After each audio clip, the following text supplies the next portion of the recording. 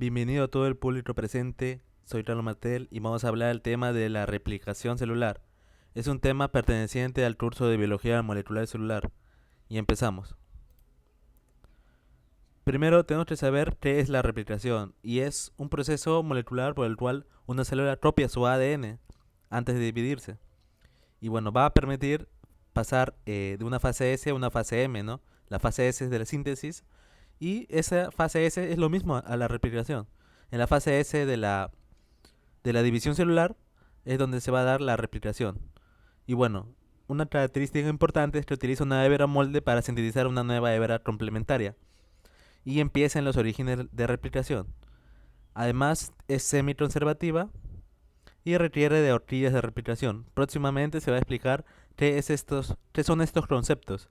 Además, utiliza una enzima que se llama la ADN polimerasa y puede variar entre eucariotas y procariotas. En eucariotas es la polimerasa alfa va a iniciar con un cebador y luego la polimerasa delta sintetiza la hebra retrasada y la polimerasa epsilon la líder, ¿no? O la eh, que está o sea, está normal. En cambio la retrasada va en contra de la dirección. Que luego vamos a explicar a qué me refiero con en contra de la dirección. Y bueno, también existe otra polimerasa que es la polimerasa gamma, que pertenece a la mitocondria, a su ADN mitocondrial. La polimerasa beta y la lambda actúan en la reparación. Además, en procariotas, la polimerasa 3 es la principal replicativa y la polimerasa 1 elimina cebadores. En las procariotas, en vez de haber polimerasa alfa, delta y epsilon, existe la 1, la 2 y la 3. Y bueno, aquí podemos ver los errores que generan la replicación. Por ejemplo, al haber la replicación es un proceso que genera muchísimos errores, porque la ADN polimerasa, algunas específicamente tienen la propiedad de ser exonucleasas.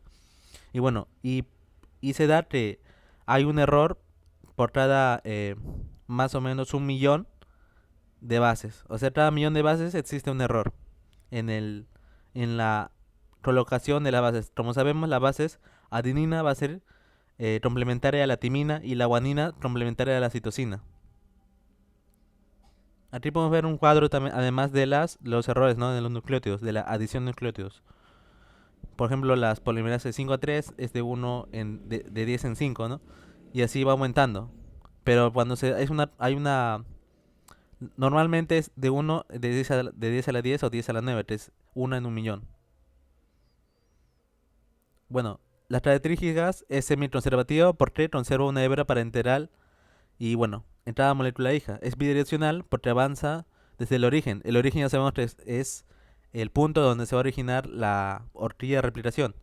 Y tiene el nombre de ARS u ORI. ARS en las eucariotas y ORI en las procariotas. Es semidiscontinua.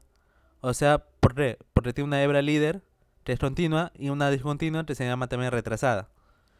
Además requiere cebadores de ARN para iniciar la síntesis. También posee mecanismos de corrección como la propthreading, que es de 3 a 5, que es la actividad exonucleasa que tiene algunas ADN polimerasas. Además ocurre con alta velocidad gracias al replisoma coordinado. Además también tiene lo que sería el ORS y la geminina, que son proteínas que van a ser importantes en lo que sería la formación del complejo pre-replicativo. Y bueno, los elementos son la helicasa, también en la eucariota se llama MSM27, y también existen las proteínas SSB o RPA en las eucariotas que van a estabilizar las hebras. La primasa, que se tiene que saber ya desde el momento que va a formar los cebadores, y la ligasa que une los fragmentos de Okazaki.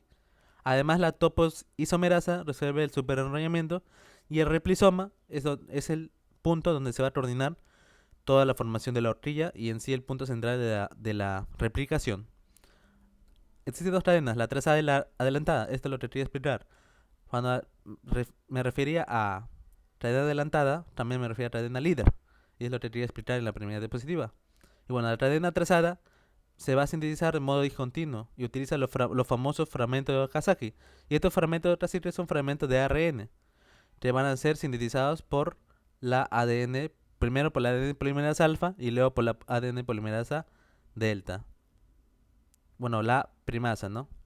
te va a formar los cebadores. Y luego la primasa se va a tritar estos cebadores y la ADN polimerasa delta va a llenar esos espacios. Pero lo importante es que se utiliza el molde de la ADN polimerasa alfa, que luego voy a explicar. Pero bueno, la RNase, ASA, H1 y la FEN1 eliminan esos cebadores. Y por eso la polimerasa rellena huecos y la ligasa une los fragmentos. Por eso es muy importante que la polimerasa delta va a rellenar estos huecos, que deja los cebadores, ¿no? Pero el que sintetiza el cebador es la primasa, pero tiene otro nombre las eucariotas. Y se le llama trazada, esto es muy importante, se le llama trazada porque avanza en sentido opuesto al de la elongación. Por eso te da rezagada. Si la elongación va de 5 a 3, bueno, toda la síntesis va de 5 a 3, pero va en sentido al ADN, ¿no? Sentido, por ejemplo, en la imagen del medio se puede observar que va en un sentido, pero en cambio la otra va en diferente sentido. Como va en un sentido diferente a cómo se va elongando la cadena, o sea, se va sintetizando el ADN, se le llama cadena atrasada. En cambio, la cadena adelantada, obviamente su dirección de 5 a 3, va desde el punto 5 al punto 3, pero requiere un cebador y el ADN polimerasa elonga añadiendo los que serían nucleótidos. ¿Y cómo es esto? El ADN polimerasa alfa, bueno, claro, la primasa, el ADN polimerasa alfa, va a poner un cebador, ¿no? La primasa.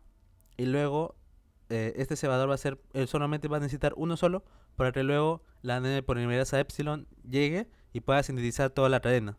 Y se llama adelantada porque progresa junto a la apertura de la horquilla en el mismo sentido de la elongación sin interrupciones.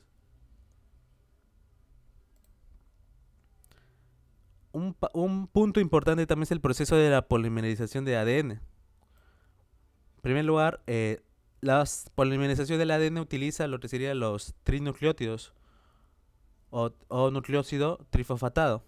Y este nucleócido trifosfatado es, como ya hemos visto en el video de nucleótidos y nucleócidos, ¿no? Él contiene 3 grupos fosfato. Y para la polimerización, esta va a perder 2 fosfatos. A los 2 fosfatos se llama pirofosfato. Por eso que la ADN polimerasa une un nucleótido cuando el OH del carbono 3 del cebador queda alineado con el fosfato alfa del nucleótido correcto. Como sabemos, la citosina con la guanina y la adenina con la timina. Pero ojo, es el grupo 3 OH, ¿no? Tiene que estar alineado con lo que sería el grupo fosfato del carbono 5. Pero este pirofosfato que les hablé, que es parte de los 3 fosfatos que tiene este nucleótido, es importante. ¿Por qué? Porque esta energía del rompimiento de los fosfatos va a ser la necesaria para que se añada y se elongue la cadena en la replicación. Y bueno, cuando hay un error, el par mal alterado, o bueno, mal apareado, está alterado. Y esto genera un ángulo diferente, porque si están bien, las cadenas están complementarias, no se va a originar esta diferencia de ángulos, porque como sabemos, existen diferentes enlaces, por ejemplo el enlace de hidrógeno, puente de hidrógeno, que va a estar uniendo estas bases nitrogenadas. Pero si hay un error, va a generar un ángulo incorrecto. Y esto va a desplazar el fosfato alfa, ¿no? El fosfato alfa ya sabemos que viene del nucleótido correcto, pues, ¿no? O sea, va a estar, se puede decir, alterado o movido, como se puede ver en la imagen. Y bueno, cuando se genera esto, la unión es desfavorable, o sea, no se va a poder generar esta unión. Entonces, esto va a retrasar todo el proceso de la elongación del ADN. Y entonces, al haber este mal alineamiento, se sale, ¿no?, el nucleótido. Y esto es por eso que la actividad del ADN polimerasa también es de corregir. Se le llama actividad subnucleasa y lo corrige de 3 a 5. Es muy importante que sepan este concepto. Entonces, así es como el ADN polimerasa puede corregir la elongación del ADN. Un punto importante además para pasar a la siguiente diapositiva es que la replicación tiene diferentes fases. Es la iniciación, la elongación y la finalización. Hoy estamos viendo cómo es el proceso de la iniciación y la elongación y finalización, vamos a ver. Pero hay que tener conceptos previos, ¿no? para poder entender todos los conceptos moleculares de este proceso. Bueno, ahora vamos a hablar del proceso de replicación y vamos a iniciar con el inicio de la replicación o la fase de la iniciación. Entonces, para explicarlo de una manera fácil y rápida, la replicación comienza en múltiples orígenes de la replicación, distribuidos a lo largo del ADN eucariota. Como ya había mencionado, una característica es que utiliza el ARS. El ARS se le llama Autonomous Replicating Sequence, que es un sitio rico en bases adenina y timina. Acuérdense, ARS rico en adenina y timina. Y bueno, va a ser el punto de origen de la replicación. Bueno, luego se va a dar la formación complejo de pre-replicación o pre-RC durante la fase G1. Esto es antes de empezar la síntesis del ADN. O sea, este proceso de formación del complejo pre-replicativo o pre-RC o de pre-replication, entonces es una fase anterior a la síntesis y va a estar regulado por lo que sería la señalización celular interna durante la división celular. Entonces, está regulado con lo que sería eso, ¿no? Y bueno, aquí en esta formación del complejo pre-replicativo, el inicio es el complejo ORS. ORS, que, bueno, va a reconocer al ARS y se va a unir, como se puede ver en la imagen inferior, que el ORS va a estar unido al ARS. Esta imagen inferior viene en el libro de Biología Molecular y Celular, Albers. Y bueno, el complejo OR está formado por 6 subunidades. Es muy importante conocer estas, ¿no? Y estará permaneciendo anclado durante todo el ciclo celular. Bueno, no exactamente durante todo el ciclo celular, pero va a estar anclado y se va a degradar por las proteínas que van a fosforilar a este OR. Pero luego vamos a proceder a explicar cómo se da esto, ¿no? Pero tengan en cuenta que el OR estará permaneciendo anclado durante todo el ciclo. Y bueno, se reclutan el CD6 y CDT1 como proteínas cargadoras. ¿Por qué se llaman proteínas cargadoras? Porque van a cargar a la litrasa. ¿Qué es eso? Van a sostener a la litrasa. Y bueno, a la litrasa MSM27. Y se llama así porque tiene subunidades del 2 al 7. Y en total van a ser 6. Ojo, son 6, pero se llama MSM27. Y bueno, es un doble hexámero. ¿Por qué? Porque va a ser uno para un lado y el otro para el otro lado. Para formar la horquilla de replicación. Que luego vamos a ver, ¿no? Pero en la imagen se puede observar aquí a los dos MSM27. Y bueno, y un dato importante es que la CDT1 va a cargar físicamente a la litrasa como se puede observar en la imagen del medio. Y bueno, una regulación por geminina. Y la geminina inhibe al CDT1 después de G1 para impedir que se retarden en litrazas. La geminina va a ser importante más en la fase, entre la fase de iniciación y elongación. Pero es importante tener en cuenta que la geminina inhibe al CDT1. Y además la geminina es ubiquitinizada por el complejo APC, que, bueno, viene a ser del ciclo celular, ¿no?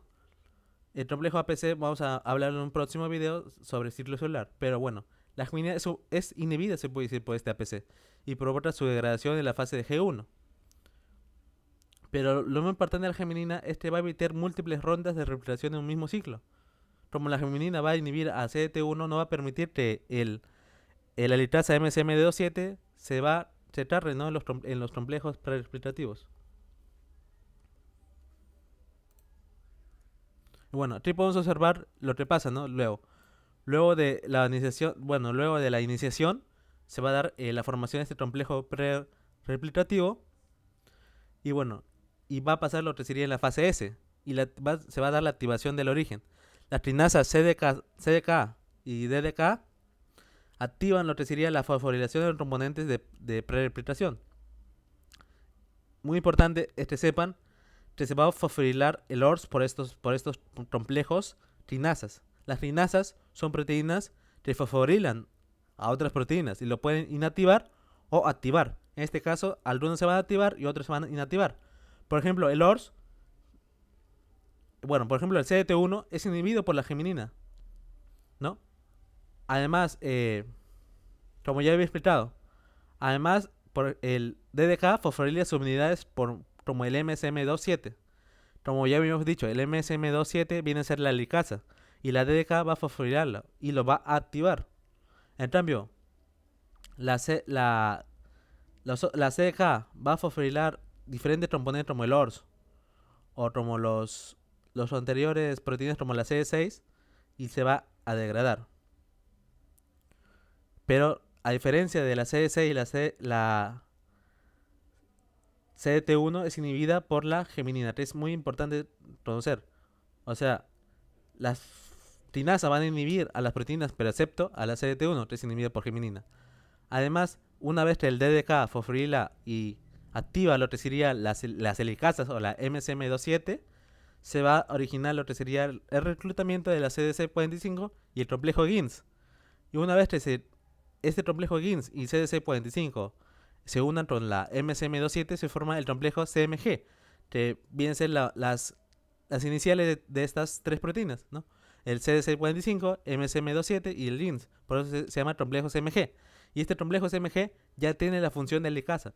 O sea, su función va a ser abrir la doble hélice.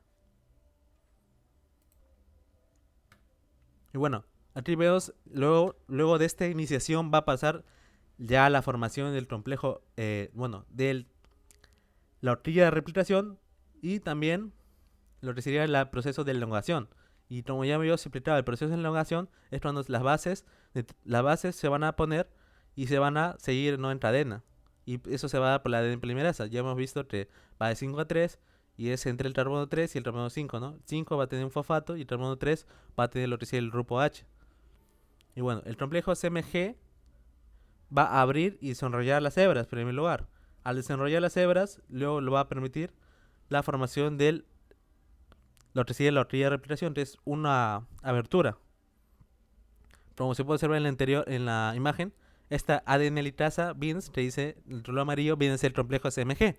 Y esto va a utilizar la fosforilación del ATP. Bueno, va a utilizar fosforilación. Y va a utilizar lo que sería la oxidación del ATP. Por medio de esta energía del ATP va a permitir abrir las cadenas. Y bueno, ahí nomás al abrir las cadenas se van a poner, pues se puede originar enlaces entre la misma cadena, ¿no? Suelta. Como se puede observar en la parte superior, unos enlaces de color rosado, rojo. Y entonces para evitar estas formaciones de enlaces que van a enrollar ya la cadena desenrollada, se van a unir las proteínas RPA, que vienen a ser las Single Strand ADN o la SSB, ¿no? La Single Strand Binding. Que bueno, en las procariotas se llaman SSB, pero en las eucariotas se llaman RPA, complejo RPA. Tiene dos dominios, A y B. Y se puede representar con este color marrón. Y al unirse a la ADN no va a permitir que forme enlaces entre la misma cadena. Y va a permitir una buena replicación. Y bueno, además, durante la formación de la horquilla replicativa se va a dar la primasa ADN polimerasa alfa tolota los cebadores. Por eso yo les había dicho que la polimerasa alfa tolota los cebadores, pero también se le llama primasa. Pero la primasa en procariotas y ADN polimerasa alfa en eucariotas. El alrededor de la abrazadera RFC coloca el anillo PCNA, que es un anillo que va a ser importante para que deslice lo que sería el ADN polimerasa. Por eso este complejo se llama abrazadera deslizante alrededor del ADN. Además, el PCNA actúa como abrazaderas que asegura la unión estable de las ADN polimerasas. La ADN polimerasa se va a unir con este anillo PERNA o PCNA y va a generar que la replicación sea más rápida y lineal. Y bueno, ahora vamos a hablar de la síntesis del ADN. Ya había mencionado la primasa, que va a ser una enzima que va a originar lo que sería el cebador. Añade a un cebador. Ya sabemos que la primasa es lo mismo de ADN polimerasa alfa. ¿Ya? ADN polimerasa alfa, primasa. Este va a unir 10 nucleótidos luego de que se forme este horquilla de replicación. Y esto va a generar un punto de inicio para que los ADN polimerasas lleguen a este cebador inicial y generen, ¿no?, la cadena trazada o la cadena adelantada. Pero en el caso de la cadena adelantada solamente se va a originar un solo cebador. Pero obviamente este cebador tiene que ser quitado, ¿no? Y luego tiene que actuar lo que sería las otras polimerasas, como la polimerasa delta, que viene a ser en la cadena retrasada.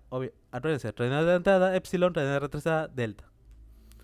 Y luego se va a dar lo que sería que el ADN polimerasa alfa, como ya había mencionado, que es lo mismo que la primasa, pero extiende más que la primasa. La primasa tiene 10 nucleótidos, en cambio la polimerasa alfa extiende unos 20 a 30 nucleótidos. Y forma este ADN híbrido, ¿no? Que había mencionado en los tipos de nucleótidos, ADN y ARN. Y esta polimerasa no tiene actividad correctora, por lo que solo actúa al inicio. Es muy importante saber esto, ¿no? Por eso que esta polimerasa también alfa no tiene tanta unión a lo que sería el ADN. No es tan fiel a lo que sería el ADN. Por eso y tampoco en la unión de nucleótidos. Por eso que no actúa durante toda la replicación. Solamente actúa al inicio. Para formar esta base importante para la replicación. Bueno, aquí podemos observar en la parte superior a la proteína cargadora RFC y al anillo PERNA, ¿no? O PSNA. Que, miren, esta RFC también va a utilizar la hidrólisis del ATP, ¿no? O la oxidación del ATP. Además, utiliza las fosforilaciones, por eso que el ATP, bueno, esta energía de ATP, al convertirla en ADP y fosfato, va a generar esta energía suficiente para cargar a lo que sería el anillo PSNA con la ADN polimerasa. Y esto se llama hidrólisis del ATP, ¿no? Y bueno, el RFC reconoce el extremo 3 recién formado y abre el anillo PSNA. El anillo PSNA se llama así porque significa Proliferating Cell Nuclear Antigen, ¿no? Y usando ATP, con la hidrólisis del ATP, el PSNA va a generar este anillo deslizante. Y este anillo deslizante va a aumentar lo que sería la velocidad de las ADN polimerasas. Por ejemplo, en la ADN polimerasa epsilon y la ADN polimerasa delta. Y muy importante, como ya vimos al inicio, hay otras proteínas como el FEN1 y ligasa para procesar los fragmentos de Okazaki. Además, ahora vamos a hablar la ADN polimerasa epsilon y la ADN polimerasa delta. La ADN polimerasa epsilon actúa en la cadena adelantada o la cadena leading strand. Y bueno, trabaja en dirección de 5 a 3 y es altamente procesiva. Y si tiene una actividad exonucleasa de 3 a 5, ojo, la actividad exonucleasa es de 3 a 5, pero la actividad de elongación es de 5 a 3. Además, la ADN polimerasa delta utiliza la síntesis de fragmento de Okazaki en la cadena retrasada y se llama la cadena retrasada la lagging strand. También posee actividad correctora de 3 a 5 y colabora en el clamp PERTNA para mejorar su procesividad. Por ejemplo, podemos observar en la parte lateral izquierda, ¿no? Ahí está el ADN polimerasa epsilon o delta que está unido a este anillo de PSNA. Y bueno, ahora vamos a hablar de las topoisomerasas. Hay dos, tipo 1 y tipo 2. Tipo 1 también tipo 1A, tipo 1B, tipo 1C. Y el tipo 2, tipo 2A, tipo 2B. Pero lo más importante es que sepan la diferencia entre el tipo 1 y el tipo 2. El tipo 1 va a utilizar un anillo de tirosina para romper una sola hebra del ADN y poder generar un giro. Por eso que las topoisomerasas tipo 1 realizan cortes transitorios de una hebra y permite rotación para liberar tensión y no utilizan ATP porque utilizan este anillo de tirosina, como ya lo había mencionado. En cambio, las topoisomerasas tipo 2 cortan ambas hebras, como se puede observar en la parte lateral derecha, para resolver lo que serían los catenanos, que son los superenrollamientos positivos que se dan porque se debe generar enrollamientos negativos. Los superenrollamientos positivos son cuando el ADN se enrolla en sí, pero si se enrolla de forma positiva va a generar lo que sería nudos. En cambio el superenrollamiento negativo es el necesario para lo que sería la buena replicación. Y por eso te van a tratar ambas hebras, el topoisomerasa tipo 2, para liberar esta tensión. Y bueno, este complejo sí utiliza ATP. Utiliza la hidrólisis del ATP, exactamente de 2 ATPs.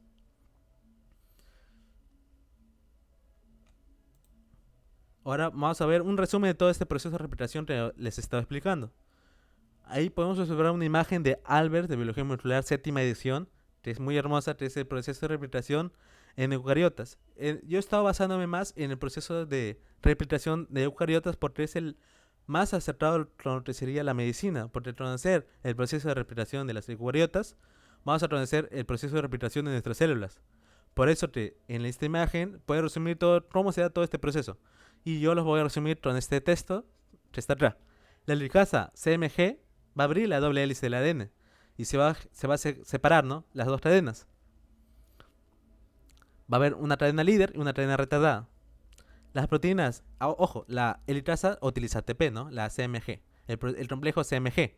Las proteínas SSB o la RPA se unen al ADN para evitar lo que sería la unión dispareja.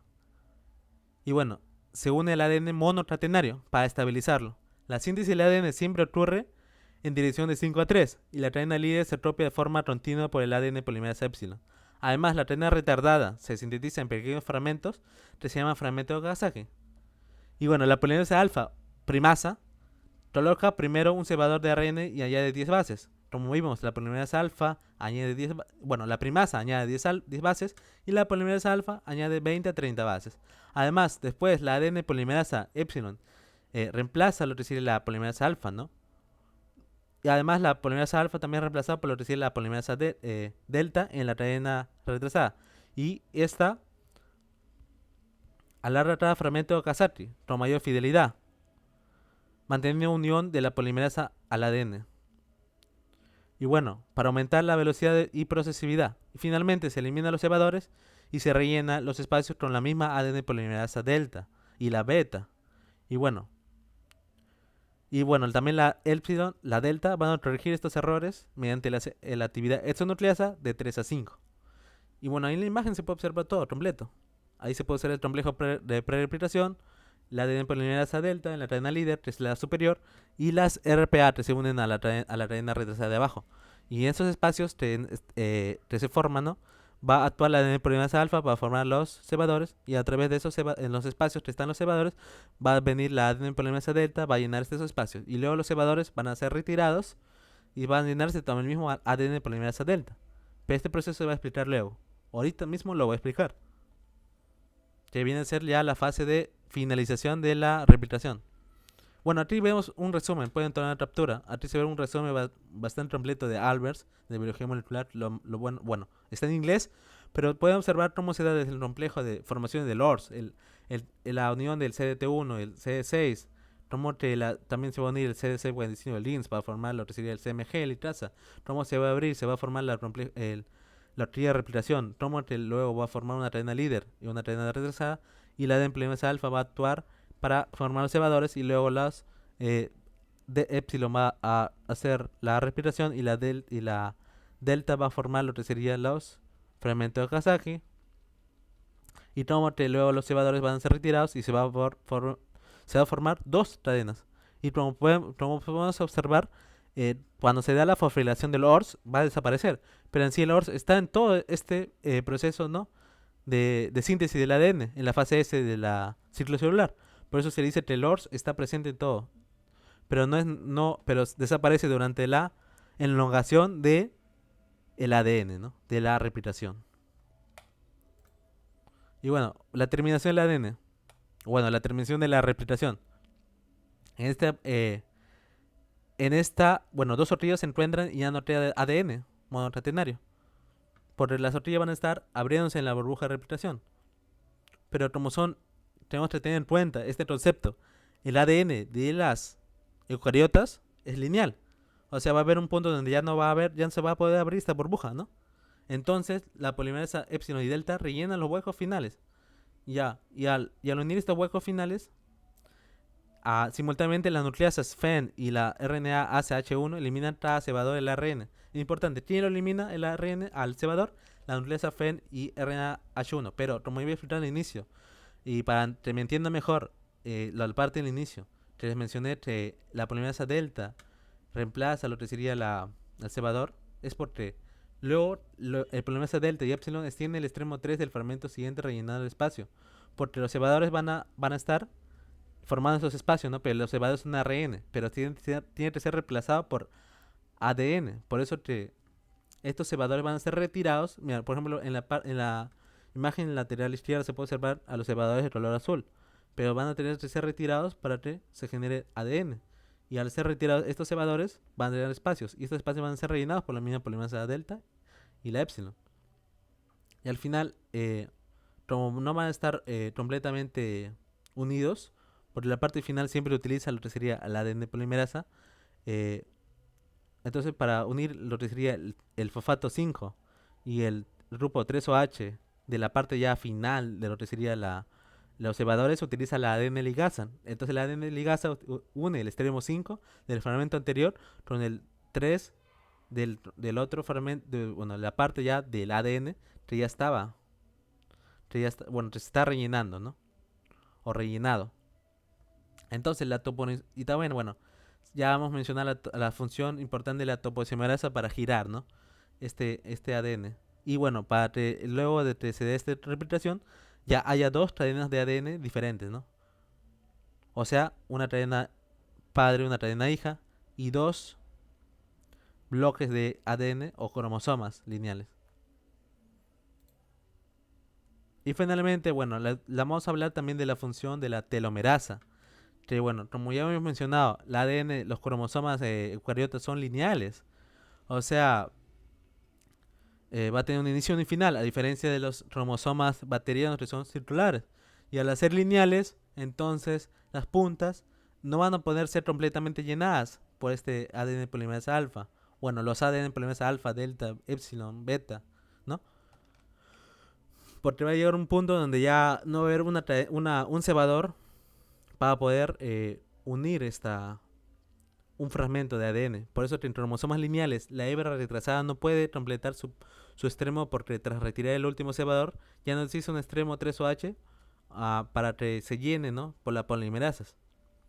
Entonces, al no haber un extremo 3OH para hacer el llenado, como se puede observar en la parte de arriba, en la parte superior izquierda, se puede observar a la cadena parental, strand, y la incompleta, ¿no? Que vemos es un carbono 5, un extremo 5. No es el extremo 3, como vimos la enlogación o la nucleación o el poner nucleótidos, ¿no? Nucleósidos trifosfatados o nucleótidos con 3 fosfatos, es necesario un carbono 3. Y como es un carbono 5 no se va a poder generar este llenado. Y si no hay un llenado, las mismas nucleasas del mismo núcleo celular van a degradar a este ADN, o sea, se va a degradar, entonces se va a perder la información. Por eso que al finalización del ADN también hay un proceso que se llama la formación del giro T o del brazo T, que es muy importante, que vamos a hablar. La síntesis del extremo de la hebra retrasada puede completarse por la maquinaria convencional. O sea, esto es normal, o sea, el ADN polimerasa alfa, primasa o la delta pueden actuar en este punto, pero no hay un carbono 3 para que se genere, pues, ¿no? Entonces, las nucleasas pueden degradar, ¿no? Pero estos puntos se llaman telómeros y voy a explicar por qué. Los telómeros son secuencias repetidas como GGTTA, muy importante, GG, o sea, guanina, guanina, guanina, timina, timina, adenina, en humanos, y traen proteínas específicas, ¿no? Y la telomerasa es la enzima que se va a estar unido a estos telómeros. Los telómeros, como ya he mencionado, y lo vuelvo a repetir, son los puntos finales, ¿no? A estos puntos se llaman telómeros. Entonces, la telomerasa posee un ARN interno. La telomerasa es esta proteína verde que tiene un ARN interno de 3 a 5, ¿no? Que se va a poder anclar en este punto y va a unirse a lo que sería el GGTTA, ¿no? De los telómeros. Y como va a ser complementario, va a alargar esta cadena hija. Entonces la telomerasa tiene una función de transcriptasa inversa, ¿no? A esta función se le llama transcriptasa inversa. Y reconoce la secuencia repetida del extremo 3. Y bueno, y permite alargar mediante la síntesis de 5 a 3 usando una ARN como plantilla, extendiendo así la hebra parenteral. O sea, esta es para extender la cadena parenteral. Y al extender la cadena parenteral va a formar más de esta porción de telómeros. Y al extender más esta cadena, la ADN polimerasa alfa va a poder tener un punto de anclaje para preceder la síntesis, ¿no? Porque un telómero funcional capaz de proteger es capaz de proteger al cromosoma. Por eso que estos puntos generan lo que se llama envejecimiento al degradarse. Y bueno, al final, para volver a explicar y tener claro esta parte, la telomerasa va a extender, ¿no?, esta cadena y va a permitir que actúe la ADN polimerasa alfa para formar un cebador. Y luego este espacio te va a quedar sin nada, va a poder ser llenado por la ADN polimerasa delta o la epsilon. Y al final, por eso se va a poder evitar que se corte este telómero. Además, luego para proteger aún más, va a tener un pequeño espacio que va a formar el telop o el giro T. Y bueno, Cuando existe un extremo 3 sobresaliente del telómero, se pliega hacia atrás, invade la dupla telomérica interna. Por eso esta ADN repetido, que ya hemos visto que se forma porque hay una base, ¿no? Que sería la telomerasa, que tiene un grupo de nucleótidos que sería ARN, ¿no? Y como esta telómero no tiene función, solamente está en las puntas, ¿no? Hicieron para la protección y para que se evite la degradación. Además, que como este extremo 3 queda libre, que yo ya lo expliqué, ¿no? Cómo se da todo este proceso, ¿no? Y se va a plegar y se va a formar este complejo telop. Además van a haber unas proteínas muy importantes que no son tan mencionadas, pero son importantes, que son las chalterinas. Las chalterinas van a unirse a este punto telop y van a permitir la protección más aún del telómero. Y bueno, este ha sido el fin de la explicación. Bueno, yo me basé en los libros de Albert de Biología Molecular Celular. También me basé en diferentes libros que hablan del ADN, artículos, además de la imagen inicial que se puede observar son de Lodich. Y bueno, espero que les haya servido esta explicación y hasta la próxima. Vamos a seguir continuando hablando del dogma de la biología. Lo que yo quiero es que ustedes entiendan todo este proceso. Gracias.